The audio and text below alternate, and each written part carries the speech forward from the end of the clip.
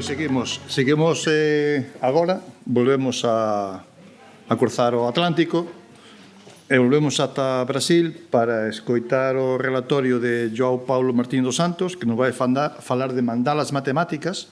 Aquí é unha materia que lle gusta moito, sabemos a decana a Helena.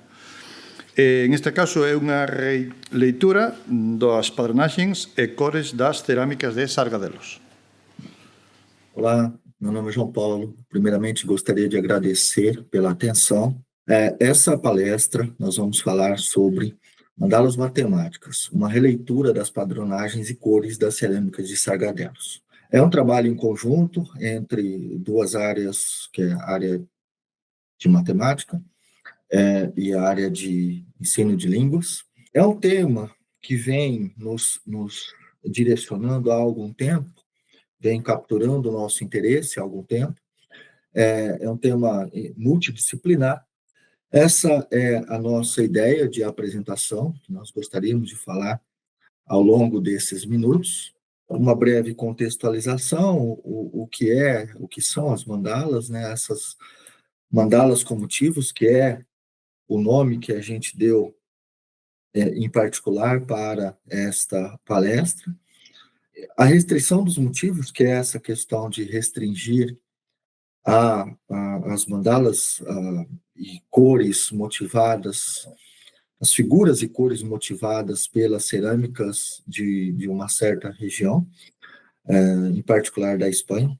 Alguns resultados, alguns elementos das construções, dos processos, nós deixamos os códigos completos no GitHub, com o link está mais adiante, e também pode ser encontrado no artigo. Bom, nosso objetivo, de forma geral, é explorar a linguagem R para a construção de mandalas matemáticas com motivos. O porquê disso? Essa motivação é devido ao contexto histórico e cultural, mas de forma mais abrangente, o nosso projeto, nós temos trabalhado com isso, de modo a tentar integrar algumas áreas. E aí, essa oportunidade de participação no Jornadas, no qual nós participamos em um outro ano já, nos motivou a tentar construir algumas mandalas com esse tipo de contexto. Foi um desafio, porque existem diferenças entre o processo que é apresentado aqui nessa palestra e os anteriores. Os principais desafios foram obter as cores, que vão ficar claras mais à frente, e o processo de construção em si. As ideias surgiram inicialmente, foram resumidas nessa publicação, que é um livro, no qual nós discutimos essas questões do processo de construção, o processo de coloração, mas partindo do pressuposto que nós temos uma curva plana e, a partir disso, nós vamos gerar as mandalas. Uma mandala está mais ao centro aqui dentro da figura da cabeça, é uma figura com simetria radial, que do nosso ponto de vista adotado, são sempre elementos matemáticos que vão dar origem a essa mandala, não é uma construção em outros sentidos. O nosso objetivo é sempre construir com base em matemática, em geometria plana, em processos de rotação, motetias, translações, enfim, processos matemáticos bem definidos. Bom, a seguir tem uma outra publicação no qual tem uma evolução desse processo de construção, que nós exploramos as cores gradientes, essa referência anterior, inclusive, podem ser acessadas livremente. Depois, nós tivemos mais um avanço, que é a coloração por pontos, e tivemos oportunidade de participar no ano passado, no Jornadas, e nós apresentamos esses resultados. E esse ano, nós estamos propondo esta questão de mandalas com motivos ainda baseados na fundamentação matemática, mas agora com uma interseção entre áreas, arte, cultura, matemática, computação e história. Então, para isso, nós precisamos fazer um levantamento histórico após algumas reuniões com as professoras, na verdade, uma reunião entre nós, né, os proponentes do artigo, conseguimos delimitar um tema que era a cerâmica de Sargadelos, que provavelmente vocês conhecem muito melhor que nós, afinal, vocês vivem na região ou no país.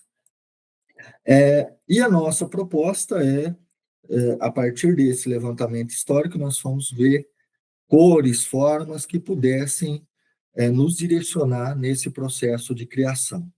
Aqui nós fizemos, a professora Maria Cláudia fez um levantamento que pode ser consultado ali, um levantamento histórico que pode ser consultado, e foi a origem da motivação para os próximos passos para o processo de construção. Então, para nós que fomos construir as figuras, as questões foram as cores e os padrões geométricos utilizados, e nós restringimos a algumas figuras, mas não há uma restrição a princípio, só a restrição de tempo e quantidade de esforço que você vai empregar.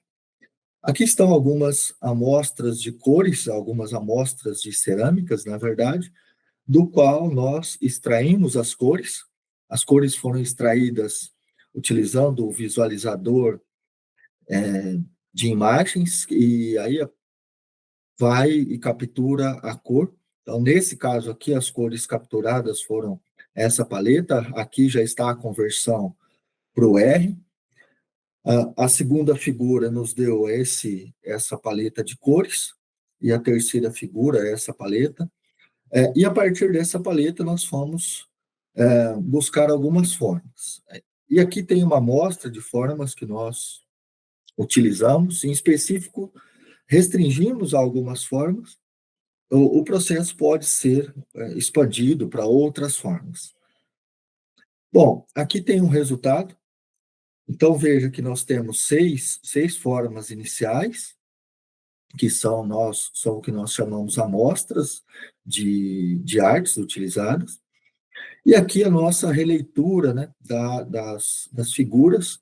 Então, mandala 1, 2 e 3 são as figuras que nós geramos com base no processo construtivo apresentado ali nas referências, nos livros e nos 3 livros, na verdade, utilizando os processos lá descritos. Então, eu não vou me ater ao processo de construção aqui. Aqui as outras figuras, mais à frente nós vamos detalhar os elementos e esperamos que fique um pouco mais claro. Para o delineamento das construções, o primeiro processo foi estabelecer a paleta de cores. Os códigos estão disponíveis ali no GitHub. Nós dividimos em 2 partes o processo de construção das mandalas. Tem o script da Luciane e o QMD meu, e ambos os senhores podem consultá-los e utilizá-los livremente. Bom, a paleta de cores ela foi utilizada para a coloração das figuras. A partir do momento da definição da paleta de cores, nós fomos atrás das figuras, que são aquelas que eu mostrei para vocês, e a partir disso, nós precisamos entrar no processo de análise para a busca das formas componentes daquela figura já pronta. Então, de certa forma, uma ordem reversa ao processo anterior. Eu vou tentar exemplificar mais adiante. A paleta de cores nós colocamos em uma única função, lembrando que o único pacote que nós utilizamos em termos de pacote diferente do R-Core é o ggplot 2.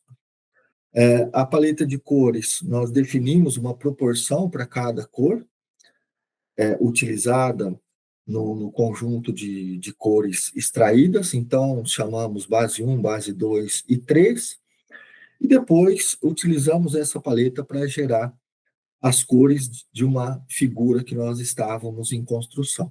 Você pode movimentar tanto, manipular tanto a proporção quanto a paleta. Inclusive, essa função aqui você pode utilizá-la como base para a sua manipulação e gerar outra paleta de cores, ao invés do Color Run Palette. Aqui você pode utilizar uma outra forma. Enfim, aqui é uma proposta única que nos vai direcionar a todos os processos de construção. Os detalhes, os pormenores, você pode consultar ali no Git, dentro do artigo submetido, ou aqui nos slides, você tem acesso ao Git, e aí você, para cada construção, você tem os pormenores que podem ser consultados. Aqui, então, passamos ao processo de construção. Aqui nós temos a figura amostra. Depois, seguindo a metodologia estabelecida ali naquelas referências que eu apresentei, nós temos as 3 figuras que, por incrível que pareça, são apenas geradas por curvas circunferências. O que diferencia aqui entre as 3 curvas, é a sobreposição. A forma com que as curvas são sobrepostas vai gerar esse aspecto de estrela, e a forma com que as curvas são coloridas diferencia entre as 3 figuras. Então, aqui você tem um tom focado no azul, a figura à esquerda e abaixo, tom de amarelado e branco, e a figura à direita e abaixo, o tom de terracota. Bom, na sequência, é uma outra amostra. Por incrível que pareça, são círculos concêntricos também, com elipses combinadas. A diferenciação é que aqui existe, na verdade, um conjunto de regras para fazer a coloração, mas os princípios são os mesmos. Prosseguindo, acho que a curva que deu mais trabalho para a gente, no caso a Luciane, quebrá-la e tentar reinterpretá-la para fazer a construção foi essa. Lembre-se que nós estamos tentando sempre fazer o processo de construção via matemática. Então, aqui nós temos combinações de curvas, circunferências e segmentos de reta. O nosso objetivo é sempre utilizar matemática. Bom, aí a ideia é a mesma, só mudamos a forma de coloração, a quantidade de homotetias utilizadas. Prosseguindo, nós temos a outra construção. Então, nessa daqui nós temos círculos concêntricos ao centro. A forma curvada dessa figura nos remeteu à curva seno. Então, utilizamos a curva seno com rotações sucessivas aqui em torno de um certo ponto, definida no intervalo específico do domínio. E as mudanças entre as 3 curvas aqui são apenas variações, por assim dizer, variações do processo de coloração, a proporção de coloração que é adotada. Por fim, essa é uma curva que já apareceu ano passado, a lemniscata de Bernoulli, com processo de coloração distinta. Então, nós interpretamos isso daqui como parecendo elementos parciais da lemniscata de Bernoulli, e os detalhes são inseridos via coloração. Ao fim, nós temos esta figura. Essa daqui deu um pouco mais de trabalho. Nós partimos da curva chamada espiral de Euler, e aí, por meio de um processo de construção, chegamos a esse aspecto aqui do gancho. Rotações nos deram as curvas mais escuras, e aí o processo de homotetia nos levou a essa forma. Os demais elementos foram inseridos via coloração e modificações da paleta de cores. Bom, é isso, de forma geral, que nós gostaríamos de falar. Só relembrar que esse projeto é um projeto que foi iniciado em 2000, com o primeiro livro que foi apresentado. Na verdade, foi uma palestra antes, no Simpósio Internacional de Estatística com R, no qual nós apresentamos aí os elementos base do processo de construção que foram utilizados no desenvolver desse trabalho também. Nós passamos a considerar outras curvas e métodos de coloração. Nesse ano, nós já apresentamos no SER de 2024, o processo de construção utilizando fractais, e agora estamos propondo essas construções com motivos para a integração de diferentes áreas, né, culturas, enfim. Do nosso ponto de vista, isso fortalece um pouco as relações entre matemática, estatística, geometria, computação, diferentes culturas, artes, e esperamos que no próximo ano, inclusive no próximo Jornadas, nós consigamos apresentar uma evolução dessas mandalas com motivos, mas estamos estudando ainda o que nós faríamos em termos de novos elementos. Talvez uma expansão ou outras figuras nesse sentido aqui da cerâmica de Sargadelos, mas está em andamento. No momento, estamos em avaliação. Esses são os 3 contatos dos autores, caso alguém deseje fazer uma crítica construtiva, ou mesmo dúvidas, ou informações dos aspectos históricos, ou mesmo ideias novas, são sempre bem-vindas para o nosso grupo. Agradeço a todos e aguardo as questões. Muito obrigado.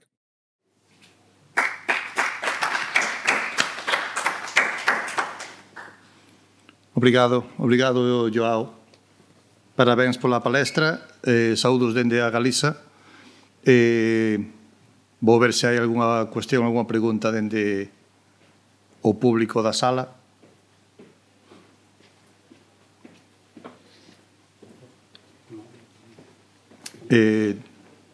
Sigo. Joao, podes falar, a ver se te escoitamos dende aquí. Fazer unha proba. Non estamos a ouvir.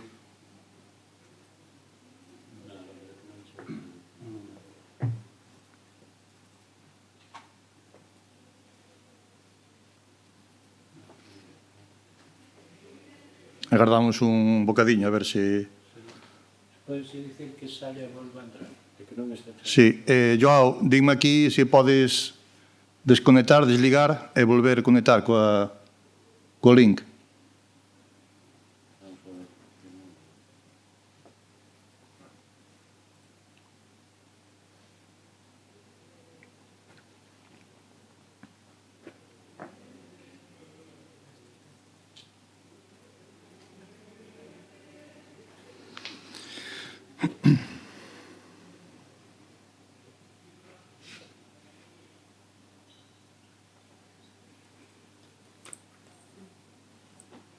Estão me ouvindo? Agora tudo bem, Joao. Ok, ótimo. Obrigado. Obrigado pelas palavras, pelos agradecimentos. A gente que agradece pela oportunidade de participar e divulgar alguma parte do trabalho que fazemos. Eu gostei moito da tua palestra, mas se queria, como supoño ben sabes, o Sargadelos é moito coñecido na Galiza. Como é que vos traballastes co Sargadelos? Nós temos aqui na academia, professores de diferentes áreas. e uma das professoras de espanhol fez o mestrado em Espanha. Então, ela tem um certo conhecimento da língua espanhola e das regiões, e de cerâmica e arte de uma forma geral, porque faz parte da pesquisa dela em si. Está ben, ten a súa explicación, entón. Outra dúbida que tiña é por que a escolla deses seis diseños ou deses seis eses diseños iniciais é unha decisión persoal ou unha decisión de diseño? Ok. Nós fizemos um levantamento inicial de algumas figuras para observar. E aí essas, em particular, nos chamaram a atenção. Então, era primeiro um desafio para a construção inicial. Foi mais pelo desafio, mas, a princípio, não temos, pelo menos, uma restrição de quais figuras. Você pode utilizar qualquer figura. O que vai acontecer é que a análise vai ter que ser um pouco detalhada até você encontrar as curvas matemáticas que podem gerar de forma razoável aquela figura que você está observando. Um ponto crítico inicial na decisão foi figuras com uma certa simetria radial. Esse foi o aspecto principal. Mas podemos reinterpretar, utilizar outras figuras, não há um problema nesse sentido. A questão é qual curva matemática que vai gerar isso. Como aquela última que eu mostrei, eu consegui encontrar a espiral de Euler, mas tive que cortar pedaços da espiral onde ela se enrola até gerar um aspecto que eu achei que estava bom. Mas não foi por exemplo, eu precisei fazer integração numérica. E aí a integração numérica eu não utilizei métodos de quadratura, não usei um processo adaptativo. Eu fui no aspecto visual inicialmente. Ok. Entendo que o proceso de pasar da inspiración ao construción é complexo dependendo do diseño, entón. Sim, sim. Alguns desenhos são mais rápidos, pelo menos, porque a gente tem alguma curva, né, em mente, mas aquela que tem o do nó celta foi um desafio, e essa última foi um desafio também. Essa que parece uma onda, porque não tínhamos em mente que curva que poderia gerá-la, ou que poderia dar um certo aspecto. Então, essa análise primeira requer um pouco de trabalho. Não é trivial, pelo menos para mim não é trivial detectar quais curvas que vão gerar a curva que está em questão. Ok, obrigado, Joao. Por nada. Se non hai Eu que máis... agradeço. Sí, María? Hola, Joao. Somente quería saludarte porque falamos Hola. moitas veces por WhatsApp ou por outras tecnoloxías. Entonces, nada, saudarte, parabéns pola palestra. As miñas dúbidas máis ou menos foron as que planteou xa o meu compañeiro Rafa e nada, animarvos a que sigades traballando nesa liña e que ao mellor pois algún día podades vir a presentalas personalmente aquí a Santiago. E moitísimas Sim. gracias. Muito obrigado. É sempre uma grande possibilidade de interação, fazer pelo menos online, mas estamos planejando, em algum momento, não sei se ano que vem ou no outro ano, participar pessoalmente do evento. E já aproveito para convidá-los novamente. O ano que vem tem um simpósio de estatística. Traga o pessoal da Espanha para conhecer o Brasil. Ok, obrigada. Pois tomamos nota e nada. Moi boa tarde, Joao. Moitas gracias por estar pendente da sesión. Obrigada. Boa tarde, muito obrigado. Até mais.